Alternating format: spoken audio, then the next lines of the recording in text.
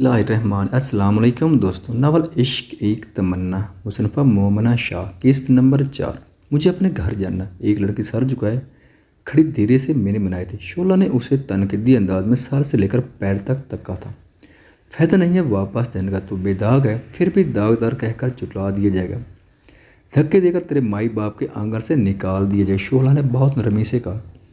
ऐसा कुछ भी नहीं होगा। उस लड़की का लहजा पूरा यकीन था। उम्मीद करती हूँ कि ये यकीन ना टूटे। शोला ने मुस्कुरा कर रहा। तो आप मुझे कब भेजेंगे? उस लड़की ने बेताबी से पूछा। आज, अभी, इसी वक्त। अगर कोई धुतकार ले तो बिना झुझक किए यहाँ वापस आ जाना। यहाँ के दरवाजे हमेशा खुले रहेंगे। शोला की पुरखलूस पेशकश पे वो लड़की तह दिल से उसकी शुक्रगुजार हुई थी। शुक्रिया बहुत, आपने तो इस दलदल से निकाल कर ही बहुत बड़ा एहसान किया है मुझ पर। आशिर ड्राइवर के साथ जाकर उसे उसके घर छोड़ा है। शोला ने एक नॉर्मल लड़के से कहा। Okay ma'am. आशिर सादत मंदी से कहता वहाँ से निकल गया था। वो लड़की भी उसी के पीछे निकल गई थी। शोला ने उसके जाते ही रिमोट उठाकर टीवी ऑन किया था। बीई लीग के चेयरमैन मालिक शाह का एक रोड एक्सीडेंट में इंतकाल हो गया। टीवी चैनल पे इस खबर को बार बार दोहराया जा रहा था। शोला पुलिस राह से मुस्कुराई थी। अपना मोबाइल उठाकर सिम बदली थी। कॉल मिलाकर मोबाइल कान से लगाया था। Hello mister politician. उसने लब दबाकर जवाब का इंतजार किया था। कौन? दूसरे जने बैठा शख्स पहचानने की कोशिश में था। इतनी जल्दी भूल गए? शोला ने मोबाइल कान से लगाया। आपने नाजुक मिरबरी हाथों को उलट पलट कर देखा। Sorry, wrong number. ना, बिल्कुल राइट नंबर है। उसने झटका था। खैर, मुझे भूल गए होगे, पर अपने 10 करोड़ तो याद हो गए। तुम्हारा कातिल आज की सुर्खियों पर छाया हुआ है। उसने एक अदा आंखें मटाकर कहा। तुम मेरे आलम चौंके थे, मीर आलम चौंके थे। और वो मुस्कुरा कर कॉल काट चुकी थी। उसने सिम निकाल कर तोड़ दी थी। मीर आलम ने दोबारा उस नंबर पर बहुत बार कॉल की, पर हर बार एक ही जवाब आता कि ये नंबर अब किसी के इस्तेमाल में नहीं। वैसे सानी, आप क्यों ये जॉब छोड़ रही हैं? सावरी ने लंच टाइम में पूछा। मेरी शादी हो रही है, सानी ने मुस्कुरा कर बताया। माशाअल्लाह, मुबारक हो। सावरी ने मुस्कुरा कर थैंक यू। सावरी उसके शुक्रिया कहने पर मुस्कुराई थी। सावरी, मेरी शादी में बहुत कम है और तैयारी बहुत ज़्यादा है। मैं तुम्हें आज एक ही दिन में काफ़ी ज़्यादा गाइड कर चुकी हूँ। अब अगर मैं कल से ना हूँ तो क्या तुम मैनेज कर लोगे? सानी की बात सुनकर सावरी कुछ परेशान हुई थी, मगर फिर ये सोचकर असबात में सर हिलाया कि जाना तो उसे एक हफ्ता बाद भी था, तो आज ही सी मैं मैनेज कर लूँगी। Thank you. सानिया खोलकर मुस्कुराई थी। नाज़नैन की सहेलियाँ आई हुई थीं। उसकी सहेलियाँ भी उस जैसी थीं, घुमंडी, लापरवाह। पूरे की शामत से मुस्तफ़ा घर आना पड़ा। कुछ कागजात हैदर के कमरे से उठाने थे। वो लॉन्ज में कदम रखते ठिठका, पर उनको नज़रअंदाज करता वो जैनों की जानिब गया। जब उसे किसी की नाजुक सी आवाज़ सुनाई दी। नाज़नैन, ये हैंडसू कौन है? ना चाहते हुए मुस्तफ़ा के कदम जवाब सुनने की चाह में सुस्त पड़े थे। मुझे नहीं पता था तुम्हारा टेस्ट इतना ख़राब है। बाय द वे, नौकर है हमारा। नाज़नैन ने बगैर तामुल कहा। मुस्तफ़ा मुठियाँ बेचता, जिस काम के लिए था वो करने चल गया। मेरा टेस्ट ख़राब नहीं, तुम्हारी नज़रें ख़राब हैं। उसके दोस्त ने एक आंख दबाई। नौकर है वो?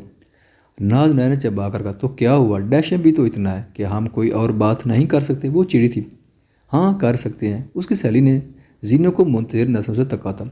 नाज़नैन का जी चाहता जाकर मुस्तफ़ा का गला दबा दे। मीर आलम खान पार्टी के दफ्तर में पैर पे पैर चढ़ाए, ठोड़ी के नीचे मुट्ठी रखकर पुर सोच से बैठे थे। उनको शोला की बात ने कश में डाला हुआ था। बहुत सोचने के बाद दिमाग जिस नतीजे पर पहुंचा था, वहाँ आकर एक सवाल अटक कर रह जाता कि इस वक्त कैसे। मुस्तफ़ा ने अंदर आकर फाइल टेबल पर रखी थी। ख़राब मूड ली मुस्तफ़ा ने मीर आलम खान को सोचने में डूबा पाया। सर, खैरियत है? मीर आलम चौंके थे। उन्होंने सर को नफ़ी में जुम्बिश दी। मालिक शाह का जनाजा कब है? अभी कुछ पता नहीं। मुस्तफ़ा ने मीर आलम को पुरसोच नज़रों से तका। हम वैसे मुस्तफ़ा, एक बात पूछूं? मीर आलम टेबल पर झुक कर पूछा। आप कब से इजाज़त लेने लगे? मुस्तफ़ा हंसा था। मजाक नहीं कर रहा।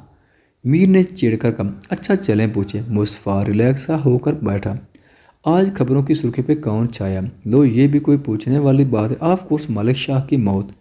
मुस्तफ़ा ने झटका। हम, क्या तुम्हें लगता है कि इस वक्त जब इलेक्शन बिल्कुल सर पे थे, मालिक शाह मेरे कत्ल के बारे में सोच सकता था? मैं समझा नहीं इस वक्त इन सब बातों का मकसद। मुस्तफ़ा ने मीर आलम के चेहरे को जांचा। इससे पहले कि मीर आलम कोई जवाब देता, उसके मोबाइल की मैसेज टून बजी थी। नंबर अननोन था, पर मीर आलम ने मैसेज खोला। अपने कातिल को ठीक पहचाने। अगर चाहती हो कि दुश्मन सारे तमाम हो जाएं, तुम्हारे, और ये आने वाली हुकूमत तुम्हारी हो जाए, तो आज रात 2 बजे गोरा कब्रिस्तान आ जाना। क्या हुआ? किसका मैसेज है? मुस्तफ़ा ने उसके रंग बदलते देख पूछा। हाँ, वो किसी का नहीं, बस ऐसे ही। میر عالم نگاہ چرا کر کہا، ممی میں تانگ آ چکی ہوں، آپ کے کہنے پر میں نے اپنی زندگی ایک غلط انسان کے ساتھ برباد کر دی۔ وہ صبح بیٹھی، اس وقت اپنی ماں سے بھی خفا تھی۔ پاگل مت بنو، ایک بچہ ہی تو پیدا کرنا ہے، ایک بار بس ایک بچہ پیدا کر، پھر تو تم عیش کرو گی۔ اس کی ماں نے اسے کچھ عقل دینا چاہیے، سوچنا بھی مت ایسا مام، ماڈلنگ کی دنیا میں اب میرے پیر جمنے لگے اور میں بچہ پیدا کر کے اپنا فگر بالکل خراب نہیں کر سکتی۔ اس نے صاف انکار کیا تھا۔ تم میری بات سمجھنے کی کوشش کرو، آپ نے کیا ٹپیکل عورتوں والی گوسپ شروع کر دی ہے۔ وہ بیزار ہوئی تھی۔ ایسا مت کرو، ایک مرد عورت کا رشتہ بچہ ہونے کے بعد مضبوط ہو جاتا ہے۔ میرے خیال سے مجھے یہاں آنے سے پہلے اب سوچنا پڑے گا۔ اپنا پرس اٹھاتی وہ تان فن کرتی وہاں سے نکل گیا۔ السلام علیکم بھائی، وہ سلام کر کے تھکی صوفے پہ بیٹھی تھی۔ وعلیکم السلام۔ ہبا جاؤ بیٹا، پھوپھو کے لیے پانی لاؤ۔ باپی نے اپنی بیٹی کو پانی لینے کے لیے کہا۔ آج دفتر کا پہلا دن کیسا رہا؟ اچھا تھا باپی، اس نے مسکرا کر بتایا۔ تھک گئی ہوگی؟ نہیں بالکل نہیں، معاف کر دو، ہماری خاطر تمہیں یوں ذلیل ہونا پڑ رہا ہے۔ باپی کا لہجہ ندامت سے مزین تھا۔ بھابھی آپ مجھے شرمندہ کر رہی ہیں، آپ لوگوں کے لیے تو جان بھی حاضر ہے، تمہارا یہ احسان۔ بھابھی کی آنکھیں نام ہوئی تھیں۔ بس بھابھی مجھے بھوک لگی، اب ادھر ادھر کی باتیں بعد میں، پہلے مجھے کھانا دیں۔ اس نے قصہ ہی ختم کر ڈالا تھا۔ بھابھی جھٹ اٹھی تھی اور وہ مسکرا کر رہ گئی تھی۔ حیدر دیکھو بیٹا، ہم اپنی خواہش تو دبا دیں گے، پر کیا تمہارا دل نہیں کرتا کہ تمہارے بچے ہوں؟ حیدر کی اماں ڈنر ٹیبل پر بیٹھی گویا ہوئی۔ میرے چاہنے سے کیا ہوتا ہے مام، اس نے صاف منع کر دیا۔ حیدر نے نظریں چرا کر کہا، خیر تم اسے سمجھاؤ، بیوی ہے تمہاری۔ امی نے کھانا چھوڑ کر اسے تکا۔ امی وہ کسی کی سننے کے موڈ میں نہیں ہے حیدر، اسے ایسے زندگی نہیں گزرتی۔ امی در آپ کی ہی پسند تھی۔ حیدر نے پانی کے گلاس لبوں سے لگایا۔ تو کیا اس بات کی سزا دے رہے مجھے؟ امی کو دکھ ہوا تھا۔ امی جس کی اپنی زندگی عذاب بن چکی ہے، وہ کسی اور کو کیا سزا دے گا؟ اس کا لہجہ زخمی تھا۔ تم پیار سے سمجھاؤ، اور اگر وہ پیار سے نہ مانے تو سختی کرو۔ واہ بہت خوب، اب آپ میرے شوہر کو میرے خلاف بھڑکا رہی ہیں۔ درفشاں تالیاں پیٹتی ڈائننگ ایریا میں آئی تھی۔ نہیں دور، شرم کھائیں اپنی عمر سے، پیر قبر میں لٹکے پڑے ہیں، پر حرکتیں توبہ، وہ فنکاری تھی۔ حیدر جی مٹھیاں بھینچے بیٹھا تھا، غصہ کے عالم میں اس نے ٹیبل پہ سے کچھ اٹھا کر زمین بوس کر دیا تھا۔ بکواس بند کرو، تم جانتی بھی کو تم بات کس سے کر رہی ہو؟ حیدر اس پہ چلایا تھا۔ اپنی ماں تمہیں مظلوم لگتی ہے؟ اس عورت نے میری زندگی عذاب بنا کر رکھ دی ہے۔ وہ حیدر سے بھی زیادہ بلند چلائی تھی۔ میں تمہاری جان لے لوں گا اس سے پہلے۔ حیدر اس پہ ہاتھ اٹھاتا۔ حیدر کی امی درمیان میں آ گئی۔ حیدر راستے میں آتی ہر چیز کو ٹھوکر مارتا گھر سے نکل گیا تھا۔ مل گیا چین، وہ ان کو گھرتی باقی چیزوں کو توڑتی اپنے کمرے میں خود کو قید کر گئی تھی۔ خواتین و حضرات، ویڈیو دیکھنے کا شکریہ۔ اگر ویڈیو پسند آئے تو چینل کو سبسکرائب کریں اور ساتھ ہی بیل کے آئیکن کو لازمی پریس کریں تاکہ آپ کو آنے والی ویڈیوز کے اپڈیٹ سب سے پہلے مل سکیں۔ خدا حافظ۔